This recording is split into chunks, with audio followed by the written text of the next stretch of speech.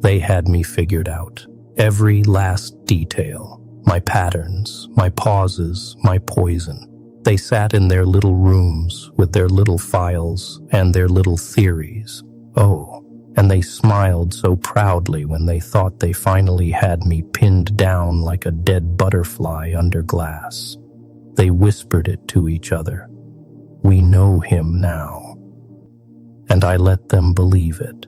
I let them write it down. I let them teach it to others. I let them sleep at night wrapped in the warm, stupid comfort of thinking they understood something as complicated as me. Because the most dangerous thing I ever did was not the chaos, not the fire, not the blood on the floor. The most dangerous thing I ever did was wait. And now, oh now, they are learning slowly, painfully, beautifully, that the version of me they studied was the one I wanted them to find. They built a profile, pages thick, neat little boxes with neat little labels, unstable, unpredictable, dangerous. Oh, how they love their labels, as if naming a thing means you have tamed it, as if putting a word on a wound means the wound has stopped bleeding. I read it once, their profile, their masterpiece, and I laughed so hard my ribs ached like old furniture cracking in the cold. Not because they were wrong, no, because they were just wrong enough. I remember the first time someone looked me in the eye and said, I understand you. I was younger then, still soft in places I do not talk about anymore, and for one breathless second, one stupid, fragile second, I wanted to believe her. I wanted to say, then tell me what I am, because I have been trying to figure that out since before you were afraid of me. But I did not say that. I just smiled, and she flinched. That flinch, oh, that tiny, honest flinch, told me everything her words never would have. They think understanding someone means they are safe from them. That is the great delusion of intelligent people. They believe knowledge is armor. They believe that if they can predict you, they can survive you. So they studied my past. They dug through the rubble of everything that made me, the cold rooms, the silences that lasted for weeks, the one yellow lamp in a hallway that smelled like rust and regret. They found fragments. They called them evidence. They arranged them on a table like broken teeth and said, yes, this explains it. And I let them explain it. Every word they spoke about me was a door I had already unlocked from the other side. Here is what they never understood about being truly unpredictable. It is not about randomness. Anyone can be random. A child is random. A fire is random. A car crash is random. I am not random. I am deliberate in ways that look like madness, only to those who have never had a reason to be this precise. Every move I made that looked like chaos had a spine, a quiet, elegant spine that no one thought to look for because they were too busy cataloging the noise. And there it is, the first thing they got wrong. They studied my explosions and ignored my silences. They measured what I destroyed and never once asked, why did I leave that intact? Why did I burn 3 buildings and walk past the 4th? Why did I scream in every room except one? They never asked, because the answer would have scared them far more than the fire. I was not chaos wearing a mask. I was a question that nobody had the courage to finish asking. And oh, they came close once. One man, tired eyes, cheap coffee, honest hands. He sat across from me in that gray little room, and he said, I do not think you enjoy this. I think you are trying to prove something. I went very still, the way water goes still before something surfaces. And I looked at him, really looked at him, and said, "You are the most dangerous person I have ever met." He thought I was threatening him. I was not. I was warning him. Because a man who asks the right question in a world full of wrong answers does not survive the people who benefit from the confusion. I have seen it happen. I have watched it happen. And oh, I may have helped it happen once. But that is the thing about being understood, truly understood. It does not make you safer. It makes you a target. Because the moment someone sees you clearly, really, honestly, completely, they have two choices: accept what they see or destroy it. And in my experience, people almost always pick up the match. So I learned something they never put in the file. I learned that the safest version of me was the version they thought they knew. And the version they thought they knew was a performance. A very, very long performance.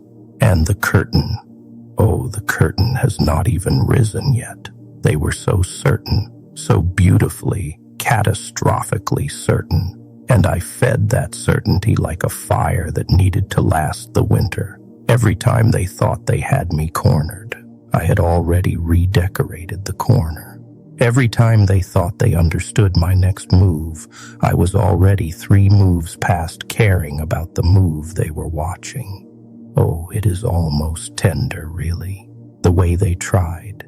The way they stayed up late with their charts and their coffee and their desperate little theories, trying to build a cage out of comprehension, as if understanding me was the same thing as containing me. I want to tell you something that nobody else will. The day they were most confident, the day they stood in front of cameras and said, "We have him profiled. We know exactly what he will do next." That was the day I finished building the thing they never knew I was building. Not a bomb, not a plan. Something quieter. Something that did not make noise until it was already inside the room with you. I think about a moment, and I return to it often, the way a tongue returns to a broken tooth. A hallway, fluorescent lights that buzzed like trapped insects. A woman in a gray coat walking quickly, not looking at me, the way people do not look at things they are afraid to acknowledge exist. She clutched a folder to her chest. My folder. And I thought, she is carrying me like I am something that can be held. Oh, I almost told her. I almost said, be careful with that. The weight of it is not what you think it is. But I let her walk. I let her carry her little folder full of her little certainties down that buzzing hallway. And I smiled at the back of her head the way you smile at someone who is walking toward a punchline they do not know is coming. Here is the twist they never put in the file. I did not start this because I was broken. I know that is what they need to believe. Broken things make sense. Broken things have explanations. A bad childhood, a chemical imbalance, a wound that never healed right. And yes, there were wounds. There was a kitchen with a cracked tile floor and a silence so heavy it had a physical shape. There was a birthday that came and went like weather. There was a voice, low and certain and cold, that said, "You will never be the thing they celebrate. You will only ever be the thing they survive." I was 7 years old, and instead of crying, I wrote it down. Not to remember the pain, to remember the education. Because that is what they missed. They looked at my history and saw damage. I looked at my history and saw curriculum. Every humiliation was a lesson in how power actually works. Every door closed in my face was a tutorial in which doors were worth burning down, and which ones were worth walking through with a key I had cut myself in the dark. I was not broken by what happened to me. I was sharpened. And a sharp thing does not need you to understand it. It only needs you to be close enough.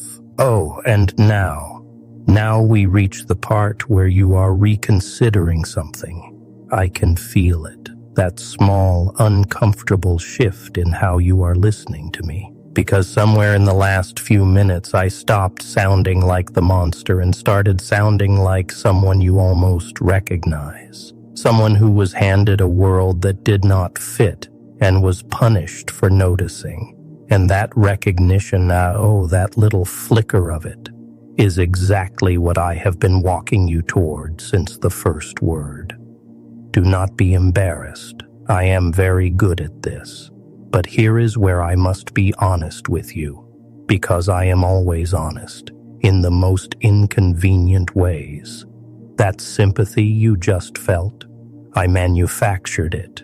Every sensory detail, every vulnerable fragment, every carefully placed silence in this confession was architecture. I built it to make you lean in, and you did. And I am not telling you this to be cruel. I am telling you this because the cruelest thing I could do is let you think you stumbled into understanding me on your own. You did not. I brought you here. I handed you the map, and you followed it because it felt like your own idea. That is what they never put in the file. Not the violence, not the instability, not the unpredictability. The thing that makes me truly dangerous is that I can make you feel understood at the exact moment I am using your understanding against you. They thought they were studying me. Oh, they were studying the exhibit I designed for them, and the real me was standing behind the glass, watching, taking notes. I have worn many faces, not masks. Faces. There is a difference. And that difference is the thing that keeps certain people awake at 3 a.m, staring at a ceiling they suddenly do not trust. A mask is something you put on. A face is something you grow in the dark, slowly, patiently, in the space between who the world demands you be and who you actually are when no one is watching and nothing is at stake and the performance finally stops. I have been growing mine for a very long time. They expected the loud version, the one who laughs at funerals and speaks in riddles and sets things on fire just to watch the color of the flame. Oh, that version exists. I will not pretend otherwise. But that version, that theatrical, burning, wonderful version, is the one I send out first. Like a first chapter written specifically to make you underestimate the rest of the book. And you read it. Every single time you read it. And you close the cover and you say, I know how this ends. You never know how this ends. I remember a man once, broad shoulders, careful eyes, the kind of stillness that only comes from being afraid and learning to hide it well. He sat across from me and he said, You want to be stopped. Somewhere inside all of this, you want someone to stop you. And I looked at him for a long, quiet moment. The fluorescent light above us flickered once, like even the electricity was holding its breath. And then I said, You are half right. I want someone to try. He wrote something in his notes. I never found out what, but I have spent a great deal of time imagining it. Because here is the emotional truth they buried under all their clinical language. I did not start wanting destruction. I started wanting witness, someone to look at the whole of me, the sharp parts, the hollow parts, the parts that hum with something that has no clean name, and not flinch, not fix, not file, just witness. And when no one came, when no one came, I decided that if the world would not look at me with understanding, it would look at me with something else entirely. Fear is a kind of attention too. It is loud, and it is constant, and it never looks away. And a starving thing does not get to be particular about what it eats. But wait. Because I know what you are doing right now. You are folding that into sympathy again. You are hearing lonely child underneath the philosophy. You are constructing an origin story that makes the monster make sense. And I want you to stop. Not because you are wrong, but because you are only half right. And the half you are missing is the half that matters. Yes, there was loneliness. Yes, there was a boy who sat in a yellow-lit room with a notebook and a bruise he did not know how to explain. But that boy made a choice, not a passive fracture, a deliberate, conscious, clear-eyed choice. He looked at the world that had refused him, and he did not decide to heal. He decided to be the thing the world had always treated him as, a problem without a solution. And oh, he was very, very good at it. That is the tactical truth they never wanted to find. They needed me to be a victim of my own history. Because a victim can be explained, managed, contained, treated. But a person who chose this, clearly, deliberately, with full knowledge of what it would cost, that person cannot be fixed by any system built on the assumption that people only break when they are pushed. Some people look at the edge and jump, not because they are falling, because they wanted to know what the air feels like on the way down. I know what it feels like.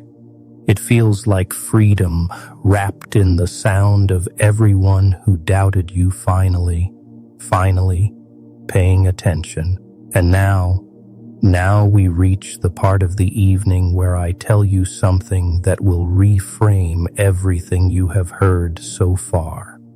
The profile they built on me, the one I mentioned at the beginning, I wrote parts of it. Not literally, not with my hands, but every behavior they observed, every pattern they cataloged, every chilling detail they used to construct their understanding of me, I performed for exactly that purpose. I gave them a curriculum disguised as a criminal record.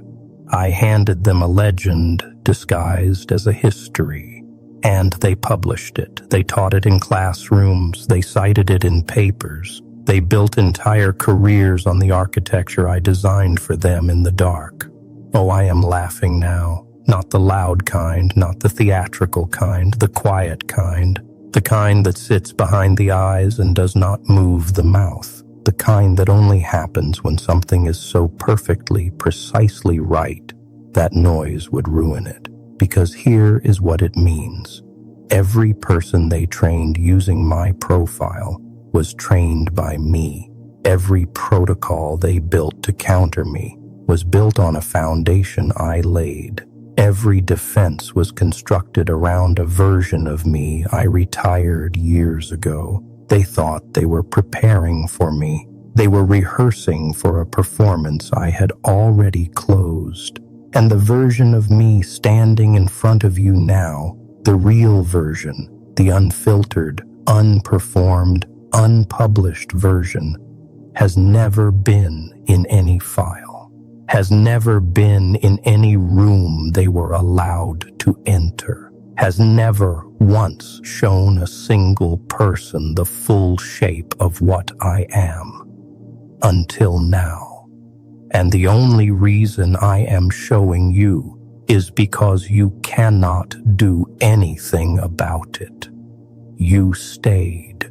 That is the first thing I want to acknowledge.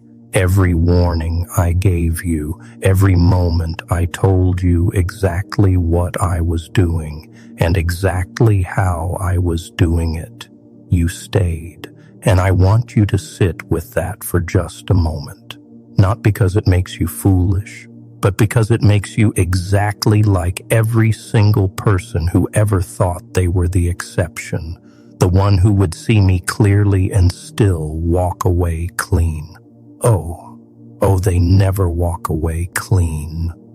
I want to tell you about the last time someone truly believed they had beaten me, not arrested, not contained, not temporarily inconvenienced, but beaten. Genuinely, completely, finally beaten. He was a good man. I want to be precise about that, because I do not use the word carelessly. He was good the way very few people manage to be good, with full knowledge of how much it costs and paying it anyway. He stood in the ruin of something I had spent months building, and he looked at me with that terrible quiet certainty, and he said, "It is over. Everything you built. I took it apart. Every move you planned.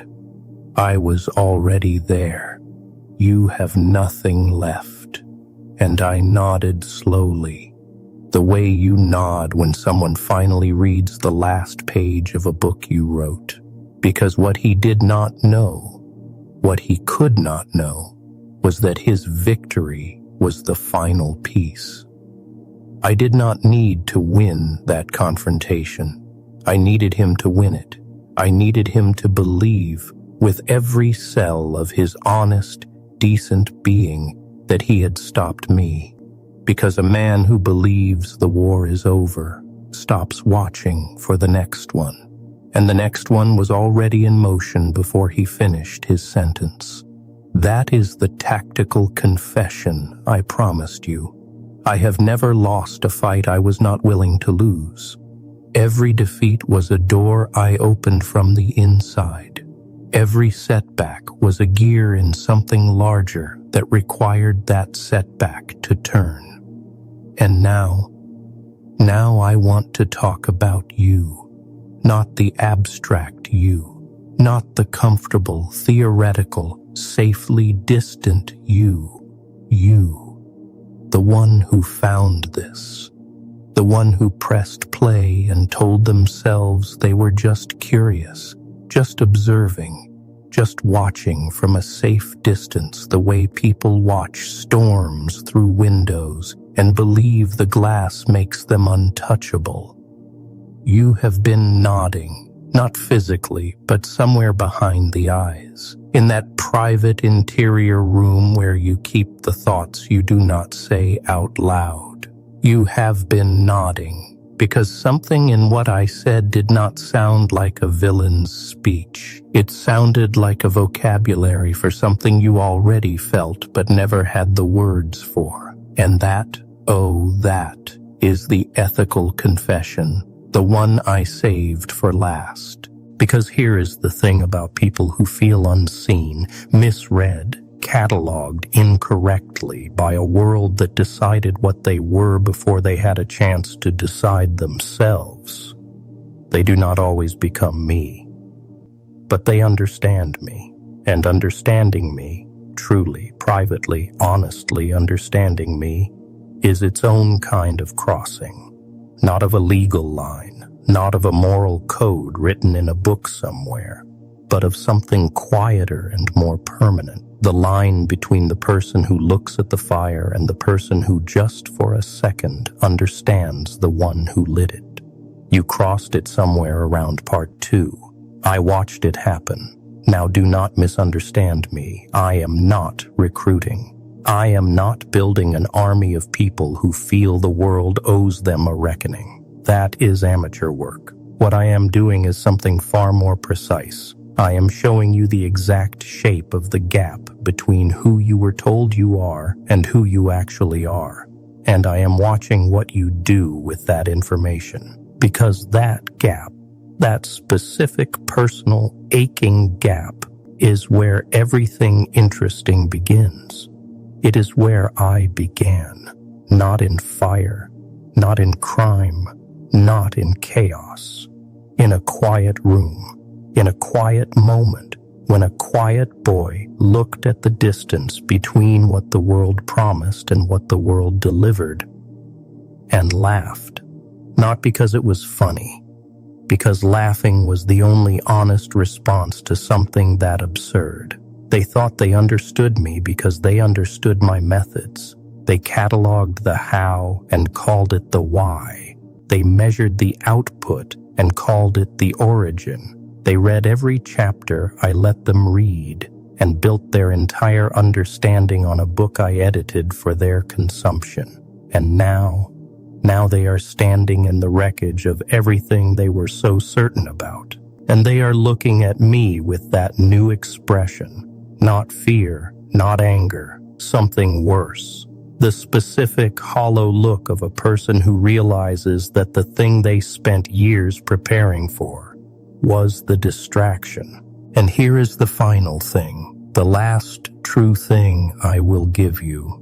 Because even I believe in endings that mean something. They did not fail because they were stupid. They did not fail because they were weak. They did not fail because they lacked resources or courage or commitment. They failed because they needed me to be understandable. They needed me to fit inside a frame that their world had built for things like me. Because a world that can frame its monsters feels safe, feels manageable, feels like a place where the rules still hold and the systems still work and the people in charge still know which doors to lock. But I was never a monster that fit the frame. I was the question that broke the frame, and they proved me right. Not by failing to catch me, not by failing to stop me, but by insisting until the very last moment that they understood me.